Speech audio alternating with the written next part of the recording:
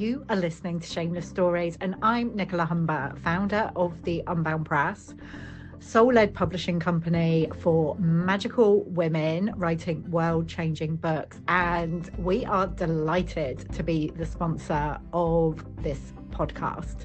So enjoy, magical one. Welcome to another episode of Shameless Stories, the podcast designed to lift the lid on shame.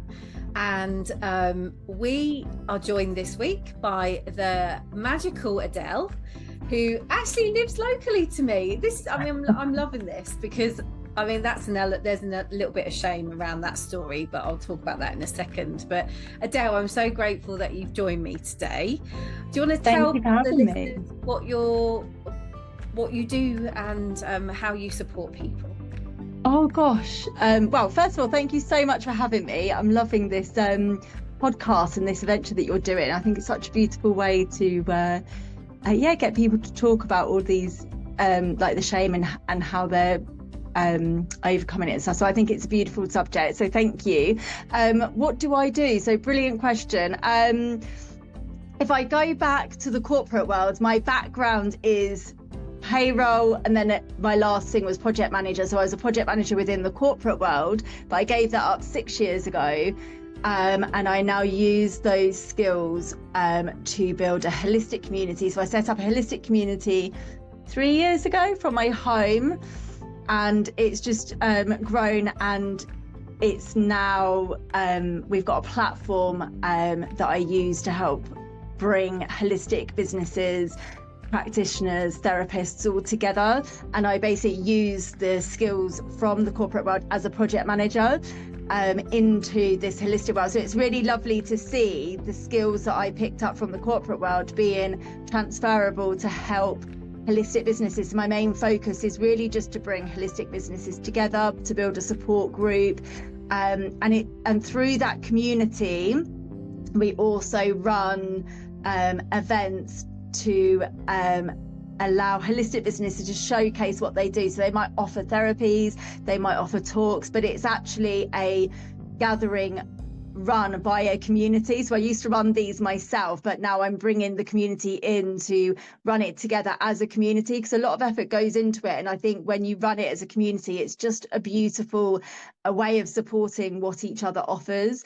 And that's my whole focus really. It's all around community. So I've got the Wellbeing Businesses Thrive Together support groups. That's one community. I've got the Holistic Community Hub, which is a wider, bigger community for those that are interested in the holistic world, but also therapists and anybody is welcome to that community. It's very much a supportive space for like-minded people, really. Yeah. And then I also created a third community which is for the local ladies. It's basically called the Social Ladies Group, but it's the local ladies of Camberley, and we go out for meals, we go out, it's just basically, I was seeing how much people were getting from the Holistic Community Hub, and bringing the community together. I was seeing how much people were getting from being around like-minded people. So then a year later, I felt drawn to build another local community, but just for the local residents. It wasn't necessarily people that were interested in the holistic world. It was just a way of bringing local people together of all ages, and I tried it from my home. I actually changed the theme of it about 4 times before it actually was successful. We moved it to a pub for a meal, and then I think people just felt more comfortable with it being in a neutral environment, and it just grew from there, which is really lovely. And I just feel that the different communities that have been created, the 3 different ones, they serve a different purpose, and each one people get what they need from it. So like the Social Ladies Group often attracts people that might be new to the area. They may be newly widowed or divorced, or their circumstances have changed and they are finding it difficult to make friends in locally. So the Social Ladies Group creates a space for people to make friends, and from that I've seen lots of little groups stem off from it, where they have there's little friendship circles and they do things together, which is really lovely to see, because that was the purpose of it. The purpose was to bring people together, for people to feel, if they found something they want to do locally or a theatre, rather than going by themselves, they can put it out into the group to say, does anybody want to come to this with me? And I think that's so important, like just to kind of dig into the kind of companionship piece, the community piece, the fact that, you know, obviously like 3 years ago we were all locked in and like being told to stay indoors, but now I think people are really searching for that companionship. There are lots of women in particular who are starting up new, you know, their businesses to work around their caring commitments or their families or whatever. It just feels like there's been a real kind of shift in the last few years where people are starting to really live how they want to live and not because society demands it. So like we were talking, I do this every time, we always talk about the shame bit before we join the podcast, but on this particular instance I was talking about my shame around leaving a corporate environment where it was 9 to 5 and it was a dead cert and I was getting all the lovely money and you know, the childcare was taken care of, to leaving, well, taking voluntary redundancy effectively, to then take the leap of faith to become a freelancer and ultimately training as a healer and all of those things. And at the time I felt quite a lot of shame around that because I was doing something different. Like there was a lot of people, there were people in the business, there were people around me saying, what are you doing? You're crazy. You've got small kids. You need to stay where you are. And like, why are you doing that? And like my husband, that was a massive like leap of faith for us as a relationship. But the fact that I left that environment, that very safe environment, and tried to create something different, it did bring up a lot of shame. And like, again, like you, like several years on, I feel it was exactly the right decision I made. It enables me, and I feel like this is something for women anyway, like where women are cyclical beings and not linear, we do have times of the month where things ebb and flow. We do need to have a little nap sometimes. We do need to be able to, you know, be sociable at times and not at other times. We do need to kind of really listen to the rhythm of our bodies and our cycles. And that's why being a freelancer and choosing this way really, really helps, because I can be there for my kids, I can be there for my parents. And, you know, I could waffle on about this for ages, but we were talking about this because in your communities, there are a lot of people that have followed a similar path. Would that be fair to say? Like even yourself, like leaving project management to becoming, you know, this holistic hub kind of expert. Like I remember meeting you and going to one of your events thinking, wow, you're super organized, and like, how are you coordinating all these people? But I can see you know, it's so needed. I think people need an instigator so that they can open up other possibilities to life. It's interesting you say that, because a lot of people that come to the event say that they're very like the events are very organized, and I think that's where I bring the skills from being a project manager into it. So everything is like project planned and structured. So but going back to the question that you said about lots of people within the holistic world have followed a similar path. You're right. Quite often when I go into the story of somebody that might be in the holistic world now or offering something that's holistic, they've often come from a corporate background. And quite a few of the people within the Wellbeing Businesses Thrive Together support group, that's quite often their story. They've come from the corporate background, and that was the case with myself. And then when I was in search of something to help me with my own energy, in search of something to make me feel more balanced, and that's how it just kind of happened by accident almost for me. It was draining my energy so much that I just needed to hand in my notice. I didn't really know what I was going to be doing, but I just felt something will come up, but I just knew that I had to I had to have a break from that environment for a while, just to heal. So there's a few things behind the scenes. So when I started that particular corporate job, my dad passed away, and rather than me dealing with the grief, I threw myself into work. And so I did that for 10 years. And I was at a retreat. It was a weekend retreat, my first ever really retreat. And I remember somebody saying, it was a forgiveness retreat. I didn't really realise it was that. I just saw the New Forest and retreat, and that's it. And I thought, right, I'm just going to sign up. And I didn't know much else about it. And then when they said, oh, why are you here? I just said, for that reason. And then as we were going round, somebody a few faces away from me, she said, I'm here to grieve my dad. And it was in that moment that I suddenly realised, oh my gosh, I haven't grieved for him in like 9 years. And in the meditation, I felt so overwhelmed with emotion that 9 years or like all of those years of emotion came up at the same time. And I was in uncontrollable hysterical crying. I couldn't control it. I couldn't raise my head. I just waited for everybody to leave the room. And thankfully I was next to I think she was a psychiatrist or somebody that worked in talk therapy, and she was sat next to me. And when everybody left, she gave me the space to talk about it.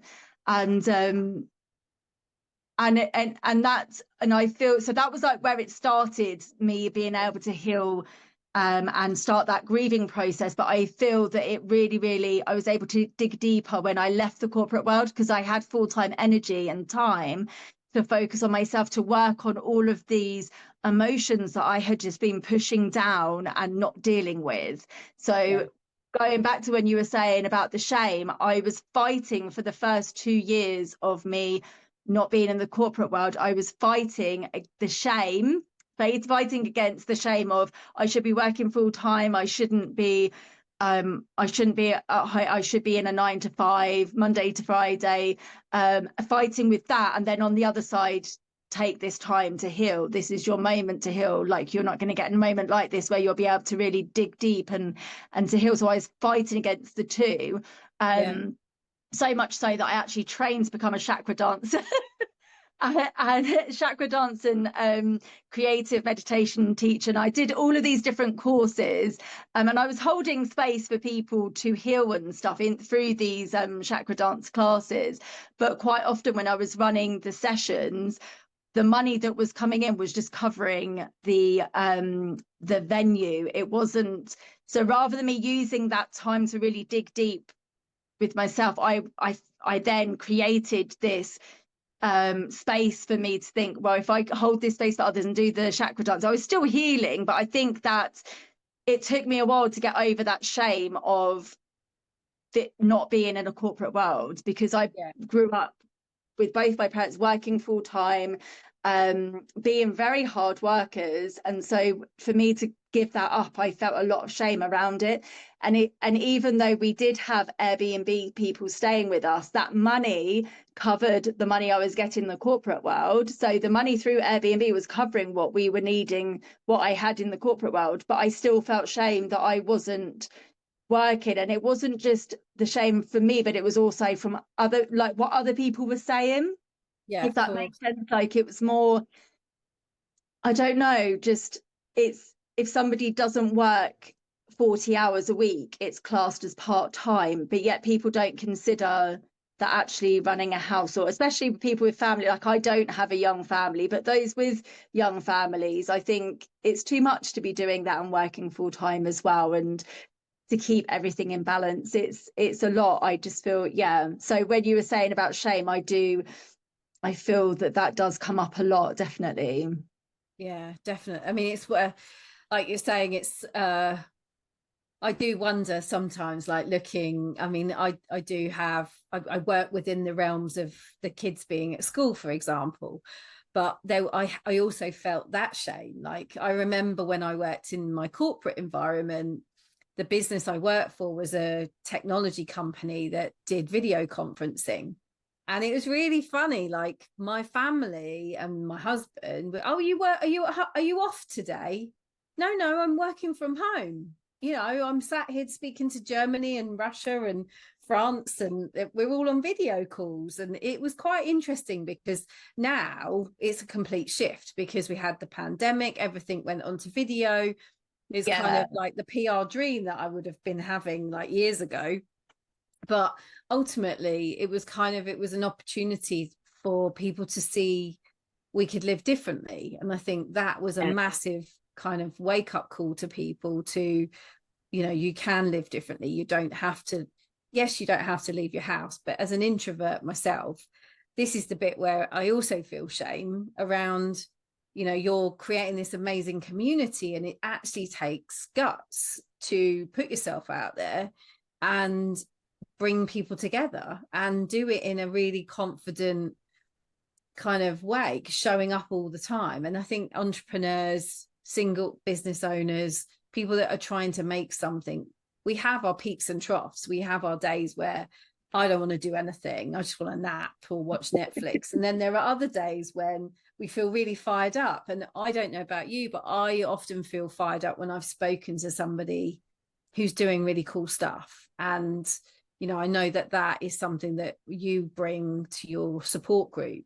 And I suspect that a lot of the business owners in that group are you know, you're fired up by each other effectively. Yeah. So you saying that, so quite often when people come to like the network sessions or the focus groups or really like any of the groups that we run where the holistic businesses are coming together, they quite often feel inspired and motivated. And anything, even when I remember doing an energy swap retreat day here, which was where the therapists could come here at my home, and they could do energy swaps on each other. And they would get to experience what each other offered so that they could talk with confidence and recommend each other's offerings with confidence as well. And that was the purpose behind it. But I remember one lady saying to me, because I like to get insights as to how people found the event. And she said to me that she found it really inspiring and it had given her insights on how to move forward with her business, which I thought, oh, well, that's really interesting, because in my head I thought I was creating a space for people to experience what each other offers so that they can recommend with confidence what each other offered. But what also was creative was space where people they've trained in a particular modality but didn't really know how to get out there into the world, and by mixing with other like-minded holistic therapists or business owners, they had got the insights on how to take the next steps. So yeah, like you said, quite often people feel motivated or inspired, and they're very uplifting. I used to do them on a Thursday evening online, and I've had to stop it because a few people were saying they were so uplifting that just before bedtime it was too much. It's too like high energy, so I've now changed them to be in person, and they're actually at my home in person, or people can dial in if they want to, but it's that is a space for us to kind of work together and share what we're working on. And if people are struggling with anything, then the others that are in the space can share what's worked for them. So it's almost like learning from other people. It's like people just sharing things that have worked for them, and it's kind of fast tracking what we're working on, and rather than us feeling like we're doing it alone, we're doing it in a group. So it's just a really lovely space, really. I feel very lucky, especially if you've got women of a certain age, because I've noticed that a lot of women of a certain age who are either looking to have a family, who have small children, or who have either caring responsibilities or are moving into that later stage of life. They are looking for a little bit more flexibility, but also that community aspect. And like we've just briefly touched on a little bit around like the journey that you're going on. We talked about this just before we joined, but share a little bit around the other story you wanted to talk about. Sure. So so there's kind of like two elements of what I'm working on at the moment. So you've got one element which is bringing community together and the holistic community hub, but the other element of what I'm doing at the moment is I've been on a journey of infertility for probably about 10 years in total, but we started our IVF journey about a year and a half ago, and through that I have created an IVF community, but which is it is on TikTok, but that IVF community is a space for us to feel a bit more supported. So I only set this up probably about 8 months into the IVF journey. So before that, I was feeling very isolated. Although I have friends and family that I can talk to about the journey. They all know what we're going through, and I can talk about it to them. But it's very different talking to somebody who has been there or knows what it is, knows from experience. And this is what I'm finding this community on TikTok is it's connected me with other people that understand what I might be going through and understand the technology and the terms that are used through IVF, because it's like a completely different world. And some of the words that are used, I remember when I first started, I felt absolutely just like I'd been knocked over by all of these like medical terms, and I just had absolutely no idea. And I just remember them giving me a calendar with about 10 different medications and drugs on there, and it just took me a while to accept. So going back to that shame, so I'm somebody who doesn't take paracetamol.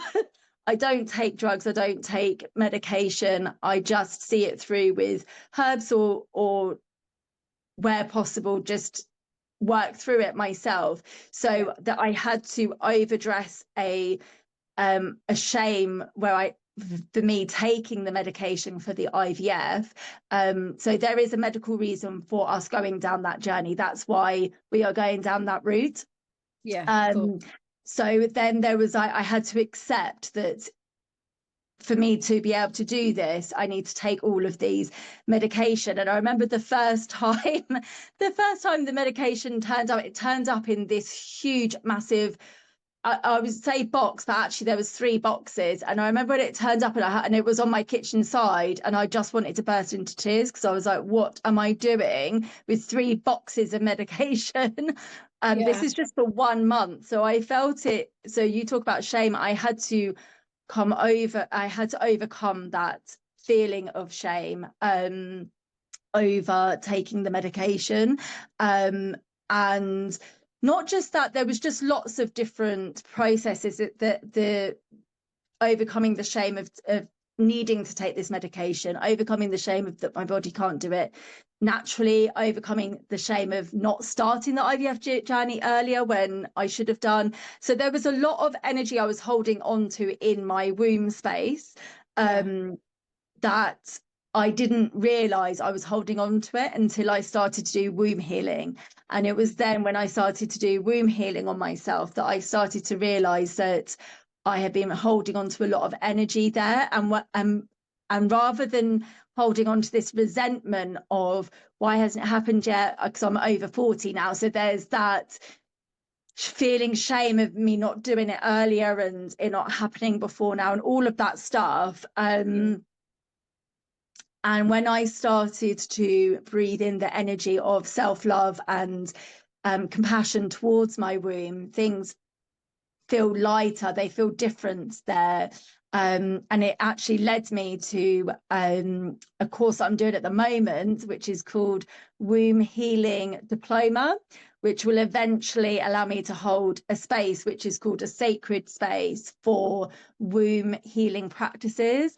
And it's just a beautiful way of really understanding. The course is a beautiful way of understanding like the womb space and understanding the different things that we can do to bring that back into balance using herbs, rituals, meditation, all of these different wonderful things. I've only just started it, but I'm just really looking forward to getting going with the course, really.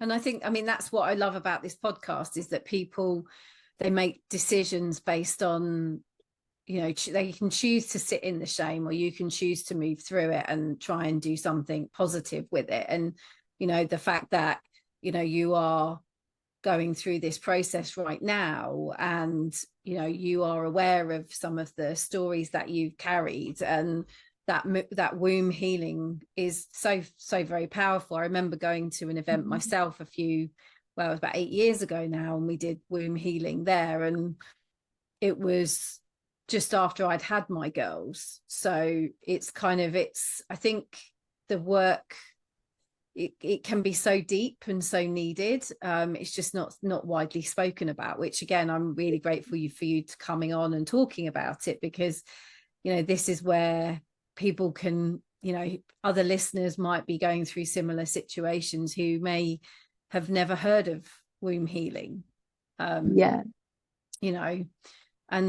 just like wishing you all the best of luck in that journey to pregnancy and birth and creation.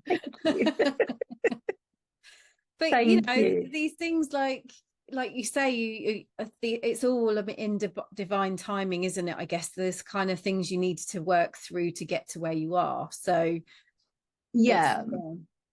hindsight's a wonderful thing and all of that. Definitely. And it's interesting because what's led me to this course is because I have been searching for a womb healing space, and there's, like you were saying, it's not very well known around it, and that it's very difficult to find that space. And I think going through IVF, going through the journey that I have been, and at times feeling like I haven't really I've had friends to turn to, but it's very different to being in a group of supportive people that understand, where you can talk. So it'd be almost like a women's circle, but just a way of us talking about our struggles, and it being more focused around the womb. And it could even be people that don't have children, but we still, it's just still nice to have that space to be able to talk, because it may be those that were intending to have family but it hasn't happened, or and then sometimes like we intend that to happen, and then menopause kind of sneaks in on us. So I feel like this womb healing space will be a beautiful space for anybody on their journey, regardless of if they've got children or if they haven't, or if they it'll be a lovely space for anyone, really. I think that is gorgeous. So I could talk to you all afternoon. But is there anywhere, if people wanted to join the community hub or look you up for the future, where can people find you? So that's a really good question, because the main place that I'm most active on is the Holistic Community Hub Facebook group. That's really the only time I really use Facebook, is the Holistic Community Hub Facebook group. I do have a Instagram for Awaken Within with Adele, which is where I would share my meditations, my womb healing spaces, and then there is the TikTok account, which is for the IVF journey. So it's Adele's IVF journey and life, I think I named it, something like that. I could share the links with you. Right, well, we'll put all of the links in the show notes. So if anyone wants to check Adele out, you'll be able to find her. And I'm really I'm looking forward to hearing some positive news. And thank you again for coming on and sharing your story with me today. You're very welcome. Thank you for having me. I'm just really, I'm excited to hear how things progress. And just thank you, listeners, for tuning in. And if you want to get in touch with Adele and follow her journey, you can check her out in all the spaces. Join us again next week for another Shameless Story. Thank you again. Thank you.